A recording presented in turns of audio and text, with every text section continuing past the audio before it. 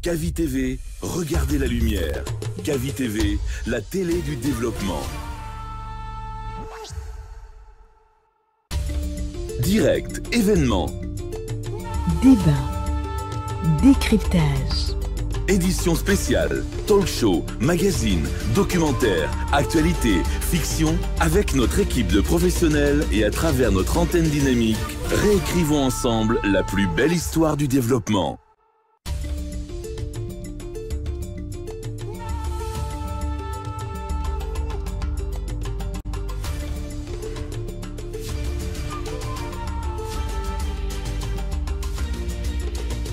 Cavi TV, la télé du développement.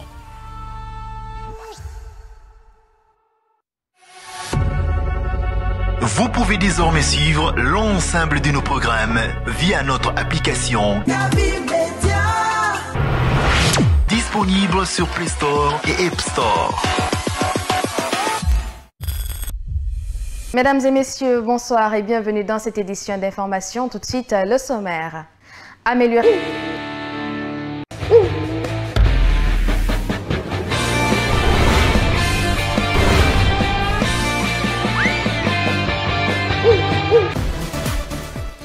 Bonjour à tous, 8h passées de 5 minutes à Conakry, même heure à Dubrika. Aujourd'hui, on va parler du sacre de cette formation du Auréa AC qui est sacré champion de Guinée pour la saison sportive 2024-2025. La question, qu'on va se poser ce matin, est-ce que cette formation possède-t-elle un effectif capable de réaliser un parcours significatif en Ligue des Champions et quels ont été les atouts de cette formation pour être champion de Guinée cette saison? Et pourtant, le Auréa n'est pas habilité à recruter des joueurs. Ils ont évolué qu'avec des jeunes académiciens en symbiose avec quelques joueurs qui ont de l'expérience sur le continent africain. Hier, pour preuve, cette formation a gagné le Classico du championnat guinéen contre l'AS Kaloum sur le score de 1-0. Et avec le classement provisoire, le champion de Guinée a laissé assez de points d'écart entre lui et le deuxième. Il s'agit bien de cette formation de la Renaissance FC qui occupe la deuxième place avec 39 points et le Auréa n'a que 52 points de long en large de cette émission. On va parler des prouesses de cette formation aussi. Est-ce qu'elle est capable de progresser comme d'habitude en Ligue des Champions? La parole des auditeurs, c'est à partir de 8h30 sur le 629 95 67 67 629 95 67 67 des fois libre antenne à partir de 8h30 sur les antennes de Cavi Média. Mesdames et messieurs, installez-vous confortablement. Micro-présentation, Amadou Major Diallo dans ce studio. Je suis avec Bobo Mané en compagnie de Chouab Diakité. Chouab Diakité, bonjour. Bonjour Major et bonjour à tous. Mané, bonjour. Bonjour Major, bonjour à tous. Mané, pas comme Sadio Mané, hein, c'est ça? Oui, oui. L'Afrique est une famille, on voit que les noms se répètent partout. Diallo en Côte d'Ivoire, Diallo en Guinée, et Diallo au Sénégal. Lui, c'est Bobo Mané de la République de Guinée. Ce matin, on fait un coup de projecteur sur le championnat guinéen, qui est à quelques microns de s'achever parce que la situation, elle est caduque pour d'autres clubs, mais pas pour le Auréa qui avait commencé timidement le championnat guinéen avec des jeunes joueurs en provenance de son académie et quelques joueurs dont les gens se sont dit qu'ils sont fatigués, mais ils ont pu être champions de Guinée. D'abord, avant qu'on entame le vif du sujet, on va parler d'abord de cette formation qui nous a épaté cette saison. Le Auréa nous a impressionné, Chouab Diakité. Ouais, clairement, on ne s'attendait pas à avoir une telle saison de la part de ce club. Quand on connaît toutes les situations auxquelles elle a traversé, c'est compliqué. C'était compliqué pour cette équipe, mais on a vu le redressement qu'elle a connu avec l'entraîneur malien Diané, qui a su un petit peu redonner l'allant à cette formation, qui a redoré le blason de cette équipe, qui est quand même un groupe, parce que quand vous faites monter des académiciens, des jeunes joueurs comme on le dit, ce sont des joueurs qui ont l'habitude d'évoluer ensemble et qui se connaissent beaucoup, et avec quelques anciens également qui encadrent à ces jeunes joueurs-là.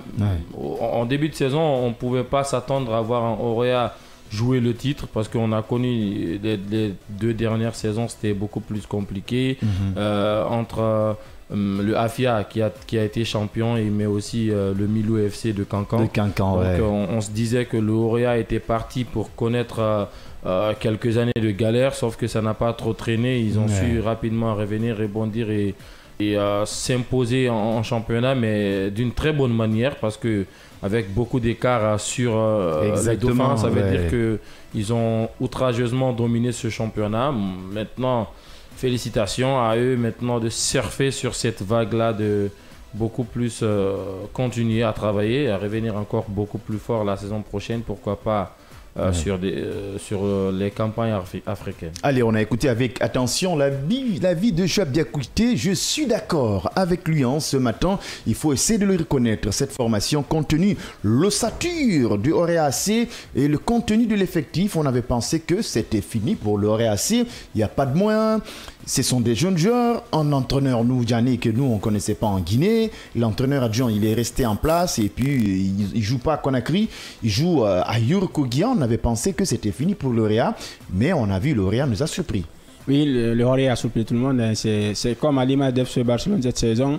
Avec un nouveau entraîneur, il a mis confiance aux jeunes joueurs, aux académiciens, comme a dit Joab Diakouité. Donc, avec l'encadrement de ces jeunes, on a vu ce qui s'est donné, parce que moi aussi je ne m'attendais pas quand même à une performance de l'Orea cette saison, parce qu'ils ont connu 2 années de galère, 2 années où ils n'ont pas participé à une compétition africaine.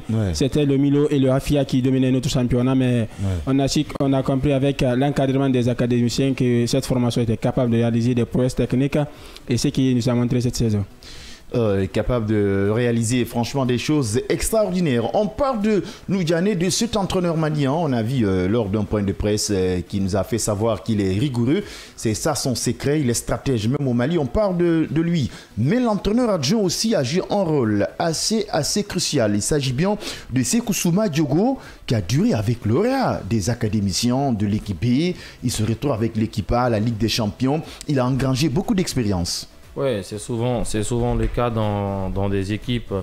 Vous avez un entraîneur étranger qui débarque, qui ne connaît pas très bien l'endroit, toute la culture autour, même si la Guinée et le Mali, c'est presque la même chose. Mais l'entraîneur adjoint qui a quand même du vécu dans le club, qui connaît beaucoup de joueurs, qui a déjà coaché certains dans les équipes de jeunes, ça veut dire que c'est un travail de fond qu'a effectué déjà le staff ou l'encadrement de ce club du Orea, parce qu'il fallait également trouver des bonnes pioches pour pallier les petits problèmes qu'il y avait. Déjà, un problème financier, on ne pouvait pas se permettre de prendre un entraîneur de standing européen comme le Orea avait l'habitude de faire, les payer très très cher. Donc il fallait aller sur un très bon profil, capable d'encadrer des jeunes, parce que nous, Diané, moi j'ai eu la chance de l'interviewer lors de cette cérémonie de 6 Hours. J'ai découvert un homme professionnel qui est très passionné par le football. Donc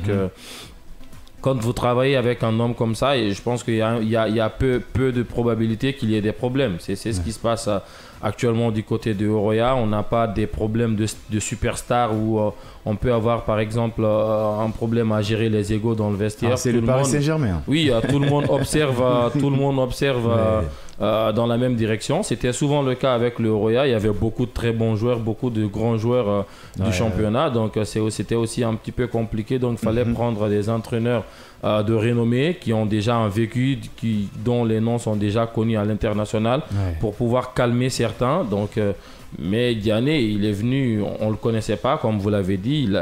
En tout cas, en Guinée, il n'avait pas fait ses preuves. Maintenant, on le connaît tous, on sait ce qu'il est capable de faire, on connaît sa vision.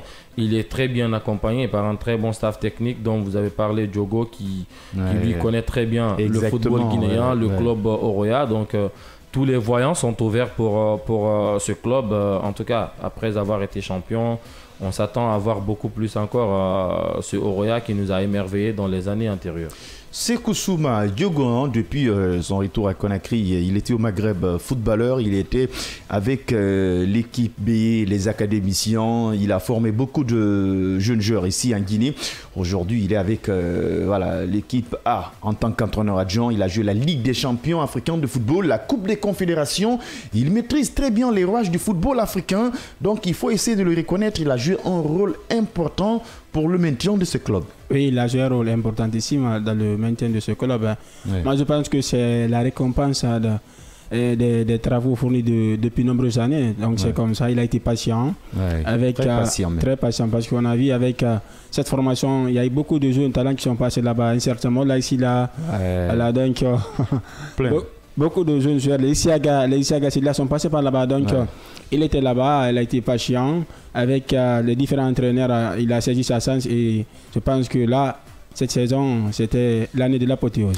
En Guinée, quand même, ils ont pu atteindre leur objectif malgré des conditions très difficiles. Le RAC a su montrer sa suprématie, qu'elle maîtrise très bien le championnat guinéen, parce que la saison dernière, on a vu, pour être leader du championnat guinéen, ça a été franchement rude. La concurrence, elle était compliquée.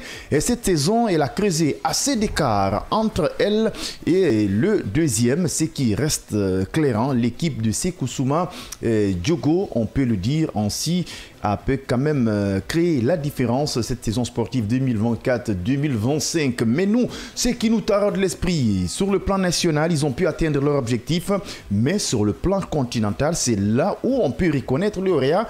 C'est sa place. L'objectif, il ne s'agit pas seulement d'être champion de Guinée, on leur félicite, on les apprécie.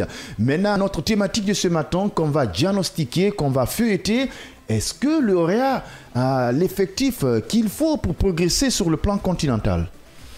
L'effectif qu'il faut, je ne pense pas, mais le club connaît déjà cette compétition, ce n'est pas un novice, donc moi je pense que déjà on connaît le président du club, le propriétaire et tout, c'est la famille en soirée, j'ai envie de dire, c'est quand même des hommes ambitieux, ils connaissent très bien le football africain parce que il faut rappeler quand même depuis 2012, Antonio a pris ce club, donc ça veut dire qu'il a participé à plusieurs campagnes de Ligue des champions africaine. Donc, moi, je pense qu'il y aura forcément des renforts. Comme on l'a dit depuis le début, si le Oroya terminait champion, ils vont se renforcer, c'est vrai. Il faut certes faire confiance aux jeunes joueurs qui vous ont amené à atteindre un premier objectif, mais je pense que ça ne suffit pas parce que aujourd'hui, sur la scène africaine, toutes les équipes, entre guillemets, ceux qui sont là maintenant sont tous régulières.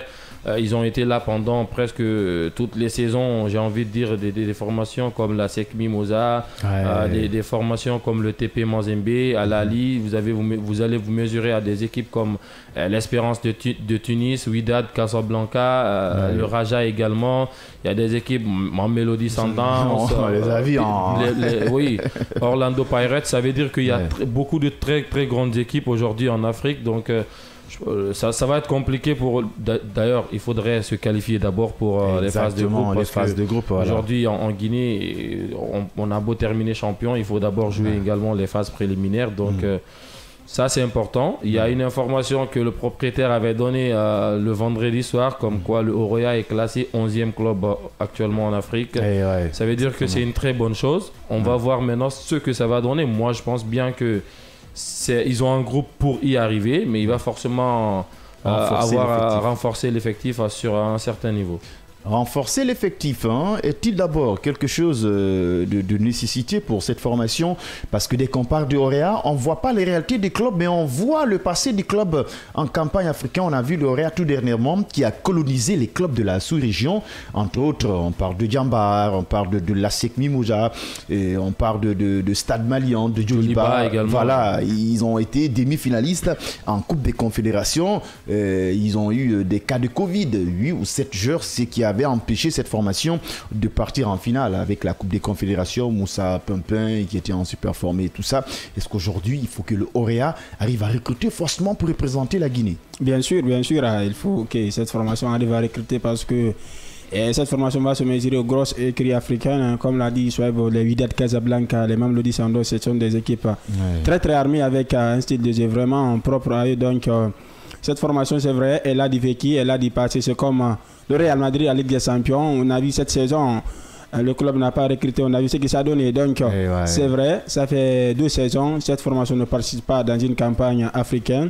Mais avec le vécu, avec le passé de ce club, s'il arrive à recruter avec ces jeunes académiciens, ils pourront peut-être réaliser quand même une campagne exceptionnelle.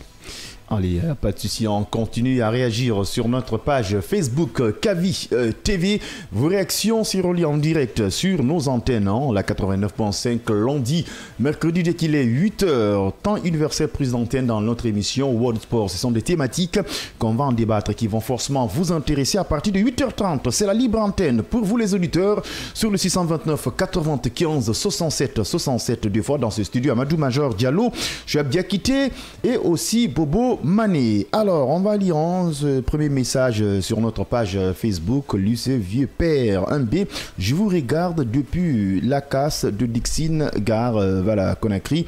Un fervent auditeur aussi, Mamadou Lamarana, dit Zidane, qui est en train de nous regarder à l'instant T depuis sa position. Restez connectés à partir de 8h30. C'est la libre antenne 629 95 67 deux fois. Notre thématique de ce matin, le RA a été champion de Guinée cette saison pour la saison sportive 2024-2025. La question qu'on se pose ce matin, est-ce que cette formation, compte tenu de l'effectif qu'elle en a actuellement, est capable de progresser dans la Ligue des champions africains de football? Et d'abord, Chouab l'a signalé, il faut qu'on arrive d'abord à se surpasser des tours préliminaires de la Ligue des Champions dont ça fait belle lurette. Lauréat était complètement exempté de cette situation et compte tenu de l'évolution du championnat guinéen, on est en train de régresser sur le plan continental. Avant c'était 4, Lauréat ne jouait pas les phases préliminaires. Aujourd'hui, Lauréat, ça va être un véritable test pour le club. Est-ce que ça pourrait aussi encourager le président du club de revenir financièrement? Ce média qui organise un événement, Lauréat a été champion de Guinée, il était un peu réticent sur le plan financier. Oui, les ambitions n'étaient pas les mêmes. On a vu le club avait connu quand même quelques difficultés financières, mais moi je pense que ce n'est pas parce que le président a décidé ainsi. Je pense que c'était un problème au-delà du football. On ne va pas revenir là-dessus. Donc, mais aujourd'hui, ils ont commencé à revenir sur la scène. Déjà champion de Guinée, c'était le premier objectif, retrouver sa gloire habituelle à l'échelle nationale. Maintenant, ça a contribué quand même un petit peu au régressement de l'indice CAF de la Guinée. Aujourd'hui, ils sont obligés maintenant de passer par les tours préliminaires avant d'accéder à la Ligue des Champions, ce qui est dommage, mais je pense que déjà s'ils y parviennent, ça serait une très bonne chose. Ils peuvent encore, parce que c'est le Auréa, ils ont la capacité de revenir, de changer la donne, parce que s'ils font une très belle campagne de Ligue des Champions, ça peut certainement modifier l'indice et ils vont certainement passer des tours préliminaires à directement se qualifier en Ligue des Champions. Et pour cela, il faut forcément qu'il y ait une très belle ossature autour de l'équipe, comme vous l'avez dit. Moi, je pense qu'il y a quand même quelques zones où il faudrait renforcer, notamment le milieu de terrain et même en défense centrale. Et pratiquement une colonne vertébrale, j'ai envie de dire. Exactement. Il faut un très bon attaquant de calibre international. Certes, il y a Nyanya Barry, mais quand vous êtes champion et que votre meilleur buteur n'a que 8-9 buts, je pense que c'est un peu compliqué. Et surtout si vous voulez attaquer la campagne africaine. C'est vrai qu'il n'a pas joué également. Blessure, voilà, Nyanya, il est en super forme. Ça également, c'est un fait qu'il faudrait prendre en compte. Mais derrière, si Nyanya est blessé par exemple, qui est là pour avoir des remplacer? Voilà pourquoi il faudrait forcément avoir au moins 2 attaquants presque de même calibre qui sont capables de se relayer à tout moment, qu'il y ait de la concurrence. Le Auréa, c'est un très grand club. Ce n'est pas qu'un grand club de la Guinée, c'est un grand club d'Afrique. Ils ont prouvé pendant plusieurs saisons. Donc, moi, je pense forcément qu'il faudrait mettre un petit peu de chèques sur la table pour pouvoir viser quelques objectifs, parce que le football, ça reste également un investissement. Allez, entre guillemets, on va parler des préparatifs qui sont franchement un véritable bémol pour les clubs guinéens. En aimant les athlètes guinéens, parce que préparer une compétition africaine, il faut forcément les moyens, mais jouer contre seulement que les clubs guinéens, des académies. Je pense que tu ne peux pas savoir le niveau de tes joueurs en campagne africaine. Il faut se déplacer, partir jouer avec d'autres clubs ou les inviter au pays. Donc financièrement d'abord, c'est ça la base. On le verra d'ailleurs, la saison se termine bientôt. Quand on va entamer la pré-saison, la saison prochaine, on verra parce que le Oroya avait l'habitude quand même de faire quelques tournées en Afrique avant de commencer sa saison, de se jauger un petit peu, de confronter, d'affronter certaines équipes en Afrique. Donc on verra ce que ça va donner. Mais je pense qu'il y aura forcément des recrues du côté de ce club parce que c'est un club qui a la culture de la gagne. Il voudrait forcément faire une très belle campagne de Ligue des Champions. Donc je ne suis pas inquiet à ce niveau. Moi je pense que le président Souaré, il va forcément faire quelque chose. Allez, pourquoi ne pas donner une chance à ces jeunes joueurs? Parce que c'est à travers cette formation on a eu l'opportunité de connaître des joueurs comme Morla Silla, même s'il était au Félo et tout ça, mais là il mit tout le monde d'accord à travers le Oroya. Donc pourquoi ne pas donner une chance à certains joueurs comme des joueurs comme Sinkala qu'on ne connaissait pas, le jeune Mamadou aussi qui est un bon attaquant mais aussi jeune. En tout cas il y a quelques potentialités au niveau de cette jeunesse. Oui, il faut donner, vous avez parfaitement raison, il faut donner la chance aux jeunes joueurs de s'acclimater. Mais actuellement, cette formation participe dans une campagne africaine. Donc là, on aura besoin forcément des équipes expérimentées, quelques jeunes. Ce qui a prouvé cette saison avec l'FC Barcelone. Vous avez vu ce qui s'est passé. Donc il faut mélanger l'équipe parce qu'à un certain niveau, on a besoin de ces jeunes, surtout avec les tours préliminaires où tu vas jouer peut-être contre un club malien, un club burkinabé, l'attitude, le soleil et tout ça. Il faut savoir au moins mixer l'équipe. C'est ça, il faut savoir mixer avec les anciens. Et surtout l'adaptation avec des jeunes qui ont joué toute une saison. Oui, moi je pense que les jeunes qui sont au Oroya sont presque tous partis pour rester, mais il va falloir, parce que est-ce que certains ont déjà signé des contrats pro, parce que quand vous envoyez des académiciens, ils sont capables d'être dans l'équipe mais ne pas avoir le contrat jusqu'à un certain niveau. Donc c'est possible qu'on renforce l'effectif et que ces jeunes continuent également à se développer. C'est normal, ils vont apprendre des joueurs qui vont côtoyer. Et d'autres même vont essayer de créer des surprises. Parce qu'il y a ces joueurs qui sont quand même incités, ils sont là excités, ils ont envie de faire franchement des parcours exceptionnels. Ils vont se dire c'était mon plus grand rêve. Oui, c'est ce qui est encore beaucoup plus important, c'est qu'ils ont la confiance de l'entraîneur Nourou Djani, qui connaît maintenant très bien l'effectif et qui est en train de construire un très bon groupe. On l'a vu lors de cette cérémonie quand Salif Koulibaly a été élu meilleur joueur du championnat. Il avait été acclamé presque par ses coéquipiers qui étaient présents lors de la cérémonie. Donc ça veut dire qu'il y a déjà il y a une osmose autour de l'équipe, il y a un groupe qui se forme, une famille qui se crée. Donc ça c'est extrêmement important également pour jouer des campagnes africaines.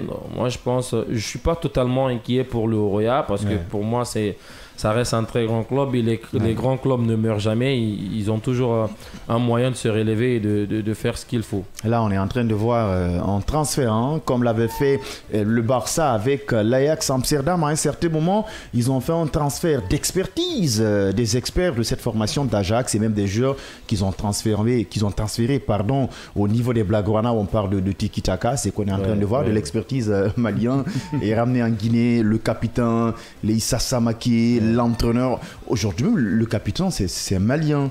Donc, et puis, il mérite. Voilà. Clairement, Salif Koulibaly, qui est malien, Issaka Samake, qui est déjà au club depuis très longtemps. Et puis après cette fameuse campagne de Chan avec le Mali où il avait explosé. Et même au niveau du banc de touche, il y a des Maliens. Voilà, donc l'entraîneur déjà, donc ça veut dire qu'il connaît bien ces joueurs-là. C'est pas du tout compliqué de les gérer. Déjà, on parle la même langue, à peu près le Bambara, donc c'est beaucoup plus facile. Donc c'est bien parti. Le Oroya, c'est un club déjà habitué à avoir des joueurs étrangers. On a vu lors des années antérieures où il y avait des Burkinabés, des Congolais, des Ghanéens. Donc c'est extrêmement important. Okansé Mandela qui est toujours là avec le club et tout ça. Ça peut être une opportunité. Il y a eu des joueurs qui ont gardé de la patience, qui étaient fidèles avec le projet du club, même si financièrement ça n'allait pas. Ils sont restés. Aujourd'hui, ils jouent la Ligue des Champions. Est-ce que ça ne pourrait pas inciter peut-être d'autres de revenir? Tout dépend de la direction. Et bien sûr. Vous savez, quand vous évoluez dans une équipe, dans une formation, il faut être patient. Ce n'est pas tout de suite que les résultats vont venir parce que On a vu ce qui s'est donné. Si vous prenez exemple actuellement avec le FC Barcelone, ça fait 10 ans, c'est des humiliations. Chaque année, des humiliations en Ligue des Champions. Donc, le coach allemand est venu. Il a quand même, cette saison, il a quand même donné un site de jeu attrayant à cette formation. Donc, je pense qu'avec les anciens, avec ces nouveaux joueurs, ces jeunes académiciens, cette formation peut-être, avec certains recrues, peut-être va réaliser une campagne formidable. Voilà, on souhaite quand même qu'on arrive à achever nos stades pour qu'au moins ces clubs jouent en Guinée, parce que le ministre des Sports nous a promis Guinée-Algérie, ça va se jouer au stade de 28 septembre de Conakry. On attend de voir la suite. Il faut qu'ils arrivent à accélérer les infrastructures sportives du pays pour que nos clubs jouent à domicile. Mesdames et messieurs, il est 8h passé de 28 minutes. À partir de 8h30, c'est la libre antenne pour les auditeurs. Notre thématique de ce matin, on parle de cette formation du Auréa Acier qui est couronné champion de Guinée pour la saison sportive 2024-2025 et quelles sont les pistes de solutions pour que cette formation arrive à progresser en Ligue des Champions. Est-ce que l'effectif dont possède l'Auréa est capable d'aller très loin? La libre antenne à partir de 8h30 sur le 629 95 67 67 si vous êtes en Guinée hors du pays, plus 224 629 95 67 67 deux fois, c'est la libre antenne pour réagir concernant cette formation du Auréa Acier, le club de Matam hier qui a gagné sur le score de 1-0 face à l'AS Kaloum. C'est le classico du championnat guinéen et ça s'est passé à Yurkogia et cette formation n'a pas laissé assez de cadeaux et pour le deuxième aussi doit rencontrer le Wakré AC qui joue pour le maintien et le troisième il s'agit bien de Afia qui doit jouer cet après-midi contre la Flamme Olympique. Si le Afia gagne aujourd'hui et que la Renaissance arrive à trébucher, le Afia va occuper la deuxième place. Et si aujourd'hui la Flamme Olympique de Guinée arrive à faire un faux pas, ça va leur coûter très cher pour le maintien. La situation elle est franchement très dure, très compliquée. C'est très compliqué pour la Flamme Olympique, sachant que les concurrents directs se sont imposés hier, comme le Milieu FC qui a fait une victoire assez convaincante face au Foot Elite. Déjà 30 points, donc 4 points séparent les deux équipes et ça reste plus que 2 journées pour avant la fin du championnat. Donc le faux pas n'est plus permis, j'ai envie de dire, pour la Flamme Olympique. Il faut s'imposer, c'est deux grandes finales pour cette équipe. C'est comme le Wakria. S'ils veulent rester en Ligue 1 la saison prochaine. Quand même, hier, sur l'Académie a pu engranger en 3 points. Ils n'ont maintenant que 10 points. Ça même fait si très c'est mal, une équipe déjà reléguée, ça veut dire que l'équipe qui a perdu s'en mordra un petit peu les doigts parce que cette fin de championnat s'annonce un petit peu compliquée. Beaucoup d'équipes sont capables d'être reléguées en fin de journée, donc en fin de championnat, pardon. Donc il faudrait forcément prendre les matchs à sens unique et ne pas se permettre de perdre. On a le tout premier auditeur dans ce numéro. Allô, bonjour. Allô, bonjour. Bonjour, la radio qui fait vibrer. Bonjour, l'auditeur qui fait vibrer. Encore une fois de plus, ça nous va tout droit au cœur de t'avoir chaque matin sur nos antennes. Merci, Manzo. Bonne arrivée, on t'écoute. Bonjour, Pep Guardiola. Bonjour, l'Argentin, Saviola. Bonjour, notre Mani. Bonjour, mon frère. Ok, Manzo, on a déjà parlé de Auréa un jour. Exactement, comme vous avez parlé, vraiment, on doit aussi accompagner les jeunes joueurs à se développer. D'accord. Mais la Ligue des Champions, ça se dit, c'est pour les grands. Il faut renforcer les petits, ils peuvent jouer le championnat, mais une fois en Ligue des Champions, ça devient très... Parce que là, tu vas te croiser avec d'autres. Donc vous conseillez à ces clubs de renforcer l'effectif afin de bien renforcer. Les colonnes vertébrales, comme ici, c'est pas si c'est Guardiola qui disait. Les colonnes là, ça pète. Il n'y a pas de problème. La défense, le milieu et la ligne offensive en tant qu'attaquant. De point, si vous n'avez pas autre chose à ajouter, il me reste que de vous dire bonne journée. Non, merci, bonne journée à vous aussi. Allez, merci. Continuez à réagir comme cet auditeur sur le 629 95 67 67. Notre thématique de ce matin, on parle de cette formation de Auréa Acier qui a été champion de Guinée cette saison. Maintenant, la question nous qu'on se pose, est-ce que cette formation a-t-elle des effectifs capables de réaliser un parcours significatif en Ligue des Champions et quelles sont les pistes de solutions pour cette formation guinéenne qui est apte à représenter la Guinée sur le plan continental parce que la saison dernière, c'était pas le Orea malgré des jeunes joueurs en provenance de l'académie en symbiose avec quelques joueurs cadres comme déjà Salifou, Issa Samaki, entre autres qui ont pu quand même créer la différence. Ils occupent la première place. Hier, ils n'ont pas laissé assez de cadeaux à cette formation de la Renaissance de l'AS Canou. Ils ont gagné sur le score de 1-0. L'Orea engage 52 points. La deuxième position, c'est la Renaissance FC, 39 points. Vos avis comptent sur le Orea, sur le 629 95 67 67. C'est la libre antenne à la console numérique Alboari Sankon, à la radio et à la télé Vaba. On a le deuxième auditeur. Allô, bonjour. Allô. Bonjour, monsieur. Oui, bonjour.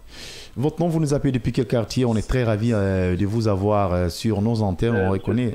Monsieur Silla depuis Sangoya. Monsieur Silla depuis Sangoya. Voilà, un fidèle auditeur de cette émission. On vous écoute. Est-ce que l'effectif de Orea est capable de partir très loin et quelles sont les pistes de solutions?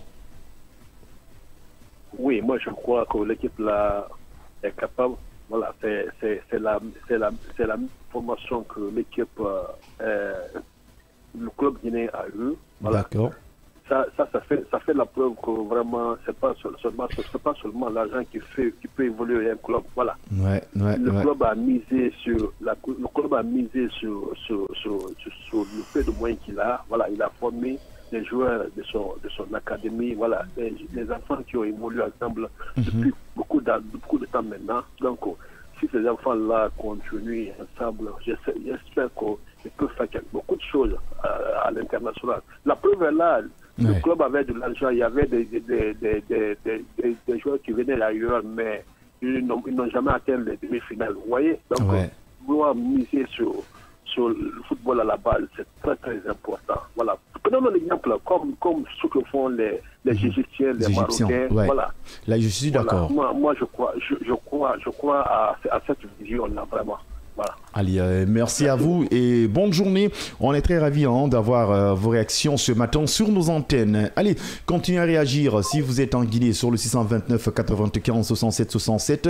Hors du pays, plus 224 629 95 67 67. À l'instant T, il est en train de nous suivre depuis Limoges. Lui, c'est Ibrahim Boundes Diallo, un fervent auditeur et téléspectateur de cette émission chaque matin. Malgré il est occupé en France, mais il prend tout son temps de nous suivre. Respect, considération à toi. Notre thématique de ce matin, on vous rappelle, on parle de cette formation de Réassi qui a été champion de Guinée cette saison sportive. Maintenant, la question qu'on se pose, est-ce que cette formation a-t-elle l'effectif qu'il faut pour représenter dignement la Guinée en Ligue des Champions et quelles sont les pistes de solutions pour le Réassi? À réagir sur le 629 95 67 deux fois. Nous sommes à 5 minutes de la fin de cette émission World Sport lundi, mercredi, dès qu'il est 8h, temps universel, prise d'antenne ce matin. Amadou Major Diallo, chef d'équité, Bobo Mané, pour vous servir. Je pense bien la réaction de l'auditeur là, j'ai quand même beaucoup aimé. Il a raison, l'Orea a misé sur un projet à long terme. Aujourd'hui, on est en train de voir des résultats. Et pourtant, il y a des clubs ici qui n'ont même pas d'équipe B. Ou voilà. C'est extrêmement important le projet. Oui, le projet il est extrêmement important. Vous savez, c'est comme ça, il faut deux fois, quand vous avez des difficultés financières, il faut miser sur le centre de formation. Et en comparatif avec l'FC Barcelone cette saison, vous avez vu ce qui s'est donné. Et le Barça n'avait pas les moyens d'acheter les grandes stars, entre guillemets. Donc, ils ont misé sur le centre de formation. On a vu ce qui s'est donné cette saison. Donc, et cette formation d'Oré avec l'encadrement des académiciens a quand même fait preuve technique cette saison en réalisant une campagne exceptionnelle. Donc, comme il a déjà rappelé ce qui forment les clubs maghrébiens, exactement. Il mise d'abord sur les jeunes, les joueurs locaux. Après, maintenant, on part ailleurs pour chercher des joueurs internationaux pour essayer quand même de lancer le championnat. Allez, 629 95 67 67 deux fois, c'est la libre antenne pour les auditeurs pour parler de cette formation de Réassi. Est-ce qu'elle a l'effectif qu'il faut pour progresser en Ligue des Champions et quelles sont les pistes de solutions? Là, il a pris quand même un exemple que j'ai beaucoup aimé, les clubs maghrébiens. On les a vus même au niveau de la Coupe du Monde des clubs sud-africains qui ont misé à l'ossature locale. Ça se répercute même en équipe nationale. C'est ce que l'Orea aujourd'hui est en train de consommer. Oui, au départ, en tout cas, c'est intéressant pour l'instant. Maintenant, à voir si ça va durer, parce que ça reste le Horoya. Le Horoya ne nous avait pas habitués à sortir comme ça beaucoup de jeunes joueurs du centre de formation pour s'imposer déjà sur le plan national. Maintenant qu'ils sont champions, ces jeunes ont engrangé beaucoup d'expérience également. Il va falloir maintenant continuer sur cette lancée en Ligue des Champions. On va voir ce que ça donne. Les clubs maghrébins, c'est vrai, mais ils sont aussi encadrés souvent que par des internationaux. Aujourd'hui, au Horoya, il n'y a pas beaucoup de joueurs internationaux, donc ça c'est déjà un fait. Il va falloir qu'ils s'habituent au plus haut niveau, au très haut niveau, à côtoyer des grands clubs, jouer des grandes compétitions, des gros rendez-vous, pardon. On verra maintenant ce que ça donne. Moi j'ai envie d'y croire parce qu'on a vu tout ce que ces joueurs sont capables de faire sur le terrain. Est-ce qu'ils vont juste recruter quelques petits joueurs pour essayer, enfin des petits joueurs, mais quelques joueurs pour essayer de combler les problèmes qu'il y a dans l'effectif, maintenant encadrer ces jeunes pour pourquoi pas prétendre d'ailleurs à quelques places en équipe nationale. On a envie également de voir des joueurs nos joueurs locaux, souvent représenter l'équipe nationale parce qu'ils ont l'identité du football guinéen, ils connaissent très bien la culture, le milieu, donc l'adaptation, ça serait pas beaucoup plus facile, surtout quand ils ont l'habitude de côtoyer d'autres joueurs dans des compétitions africaines, ils se connaissent déjà. Et c'est aujourd'hui on voit, il y a des joueurs aujourd'hui, par exemple sénégalais, on peut parler de tous les joueurs expatriés sénégalais, mais il y a des joueurs aujourd'hui qui évoluent en Afrique et qui sont dans l'équipe nationale sénégalaise. Ça veut dire qu'on est capable de faire également la même chose. 8 heures passées de 39 minutes, mesdames et messieurs, on voulait continuer avec vous, mais voilà, la radio et la télé, c'est l'heure. On se retrouve demain à la même heure pour d'autres thématiques. Vous qui n'avez pas eu l'opportunité de nous appeler ce matin, demain, dès qu'il est 8 heures, on va partir avec d'autres thématiques aussi qui vont forcément vous intéresser. Micro-présentation, Amadou Major Diallo dans ce studio. Bobo Mané, il me reste que de vous dire merci. Merci, ça a été un plaisir pour moi. Tu as bien quitté, merci et bonne journée. Merci et bonne journée à tous. Rendez-vous demain à partir de 8h, temps universel, dans votre émission. Moi, je parlais du Tour d'Europe World Sport. Voilà, à la technique, déjà, il y a nos techniciens qui sont déjà là. Il s'agit bien de Albroari Sankonte de Vaba. À la réalisation, Michel, voilà, et pourquoi pas Akaba aussi qui vient d'arriver, qui s'apprête. Allez, mesdames et messieurs, rendez-vous demain à 8h. Au revoir. Mesdames et messieurs,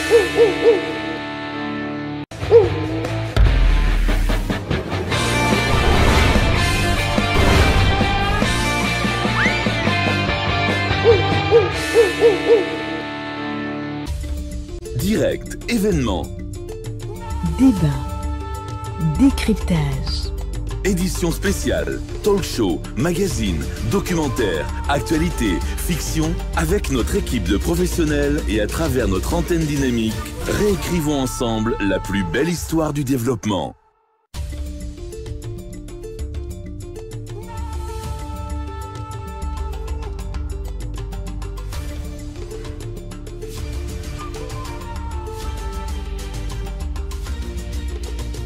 Cavi TV, la télé